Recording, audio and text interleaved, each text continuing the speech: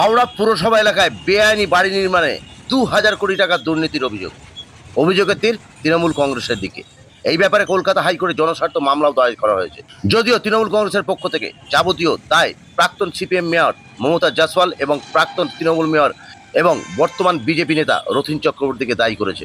স্বেচ্ছাসেবী সংস্থা হুইলস ব্লেয়ার্স অ্যাসোসিয়েশনের হাওড়া ময়দানে মেডিকেল হলে এক সাংবাদিক সম্মেলন করে বিশিষ্ট আইনজীবী ও সিপিএম নেতা সব্যসাচী চট্টোপাধ্যায় অভিযোগ করেন, হাওড়া শহরের বুকে ২০১৩ সাল থেকে ২০২০ সাল পর্যন্ত কমপক্ষে ৩,০০০ ফ্ল্যাট বেআইনিভাবে নির্মাণ করা হয়েছে। এই ফ্ল্যাটগুলির নির্মাণে হাওড়া পুরসভার পক্ষ থেকে কোনো অনুমতি ছিল না।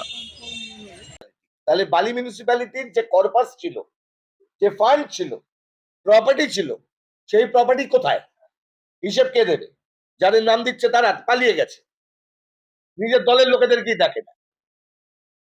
দলের লোকেরা মার খাচ্ছে বিভিন্ন জায়গায়, লিচু বাগানে, এখানে ওখানে সেখানে, তারা যোগাযোগ করছে অন্যদের সঙ্গে। নিজের দলের লোকেদেরকে মার খেতে ছেড়ে দিয়ে পালিয়ে গেছে, কারণ এই দুর্নীতিগুলো করেছেন। সবচাইতে বড় কথা হচ্ছে, আনঅথরাইজড কনস্ট্রাকশন যদি হয়, সেই কনস্ট্রাকশনটা বিক্রি করবার জন্য সিসি লাগে, CC completion certificate. Completion certificate তো পায় না বেশিরভাগ ক্ষেত্রে, তাহলে প্রপার্টি গুলো রেজিস্ট্রি করে রেজিস্ট্রি হয়েছে। হয়তো দেখবেন কিছু কিছু প্রপার্টি রেজিস্ট্রিও হয়ে গেছে। আমার কাছে এমন ডকুমেন্টও আছে যেখানে দেখা যাচ্ছে প্রপার্টি রেজিস্ট্রি হয়েছে রেজিস্ট্রি অফিস থেকে, সেখানে একটা হিউজ কানেকশন থেকেছে, রেজিস্ট্রি অফিসের কিছু লোকজন তার সাথে জড়িত ছিল। তাহলে রেজিস্ট্রি হয়েছে মানে কালো টাকাটা কোথায় ঢুকলো? আনঅথরাইজ কনস্ট্রাকশন নিশ্চিত চেকে কেউ কিনতে যায় না, তাহলে এই টাকাটা কোথায় যাচ্ছে? কর্পোরেশনের বাজেটে পর্যন্ত রিফ্লেকশন আছে, যদি আপনারা খুঁজে বার করেন। যখন বাজেট হতো, যেগুলো কপি টপি দিত, দেখবেন 2014-15 সালে কর্পোরেশনের বাজেট ভালো করে দেখবেন, ওখানে দেওয়া আছে যে ইনকাম যেখানে দিচ্ছেন, যে income from regularisation from the money collected for the purpose of regularisation of the unauthorised construction. মানে একটা ইলিগাল কনস্ট্রাকশন রেগুলারাইজ করতে গিয়ে আপনি টাকা তুললেন, মানে তোলাবাজি করে যে টাকা তোলে সেটাই তুললেন, সেই টাকাটা দিয়ে আপনি কর্পোরেশনের বাজেট তৈরি করছেন। মানে আপনি কালো টাকাটা মার্কেট থেকে তুলে আপনি সরকারের খাতে আপনি খরচ করছেন। এটা কোন আইনে আছে? হাওড়া কর্পোরেশনে আমাদের ভাগ্য ভালো, কলকাতা কর্পোরেশনের তো কিছু কিছু ফেক অফিসও দেখা গেছিল। যে কলকাতা কর্পোরেশন বিল্ডিং দেখেছিলেন 2021 সালে, ওই কি বলে করোনার ভ্যাকসিনের সময়। হাওড়া কর্পোরেশনে এরকম আছে কিনা আপনারা বলতে পারবেন, আমি এখনো জানি না, কিন্তু হয়তো নজরেও পড়ে যাবে। কিন্তু কর্পোরেশনের অফিসের মধ্যে যে কালো টাকা ঢুকে গেছে কর্পোরেশনের খাতে, সেটার কিন্তু প্রমাণ আছে।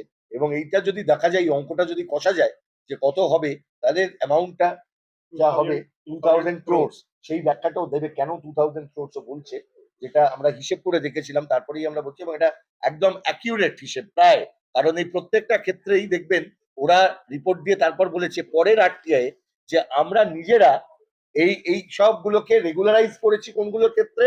এক্সটেনশন করে প্ল্যান দিচ্ছি। কোন আইনে দিলেন? এক্সটেনশনের কোনো আইন আছে হাওড়া মিউনিসিপাল কর্পোরেশন আইনে? এবং কোনো প্রবিধান আছে? নেই। হায়ার অথরিটি, হায়ার অথরিটিতে কে ছিল? হায়ার অথরিটিতে অ্যাডমিনিস্ট্রেটররা ছিল।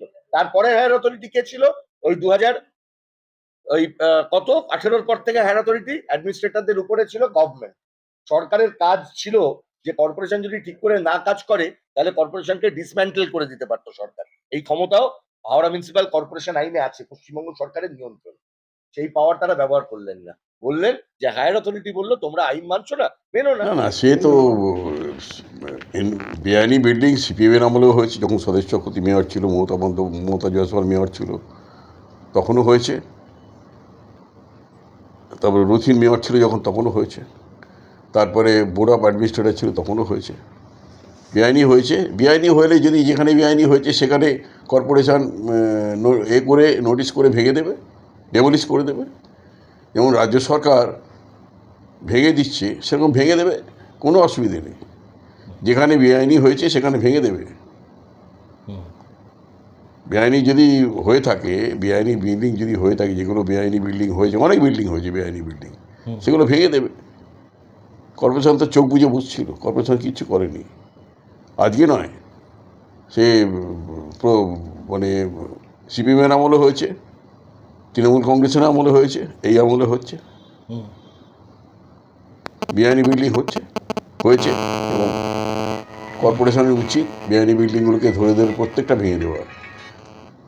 রাজ্য সরকার যেমন বিভিন্ন জায়গায় বেআইনি বিল্ডিং ভেঙে দিচ্ছে, সেরকম হাওড়া শহরে ভেঙে দিই, কোনো অসুবিধা নেই বেআইনি বিল্ডিং যদি হয়ে থাকে।